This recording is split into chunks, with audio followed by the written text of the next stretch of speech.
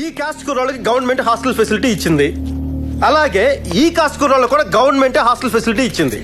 ఇద్దరికి ప్రభుత్వమే ఖర్చు పెడుతోంది. అందరినీ ఒకే క్లాస్ లో కూర్చోబెట్టి పాఠం చెప్తున్న ప్రభుత్వం రెండు వేరు వేరు హాస్టల్స్ ఎందుకు పెట్టింది?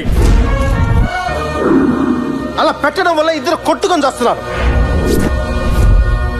ఇలా విడదీయడానికి నాయకులకు ఉన్న కారణాలు సిద్ధాంతాలు ఏంటో నాకు తెలియదు.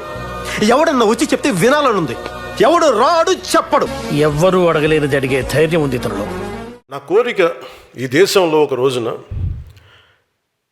ఒక బీసీ హాస్టల్ అని కానీ, ఎస్సీ హాస్టల్ అని కానీ, ఎస్టీ హాస్టల్ అని కాకుండా పిల్లలందరికీ ఒకటే హాస్టల్ ఉండాలి. అలాంటి పరిస్థితి నేను కోరుకున్నాను.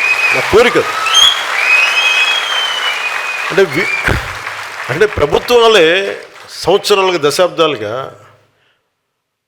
పిల్లలు మనం చిన్నప్పుడు మీరు ఊహించండి, మీరు ఒకసారి వెనక్కి వెళ్ళి చూడండి.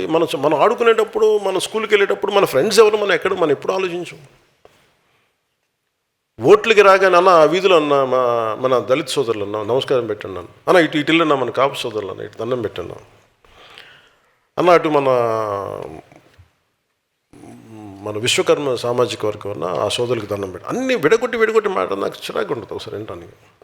అదే నేను కులాలను బేస్ చేసుకుని నేను లేను. మేము రాజకీయం అలాగే నడుస్తే నాకు తెలియదు. కానీ ఎవరో ఒకరు ఎక్కడో చోట ప్రయత్నం అయితే మొదలు పెట్టాలి. ఒకసారి మనం మాట్లాడుతున్నప్పుడు కులాల్ని కలపడానికి తప్ప విడగొట్టడానికి అయితే నేను చేయను. ఈడవాడు బాబు మధ్యలో మన ప్లాన్ అంతా పాడు చేసేసాడు. ఇప్పుడు చూడు టాపిక్ డైవర్ట్ అయిపోయింది. వాళ్ళ పాయింట్ మాట్లాడండి.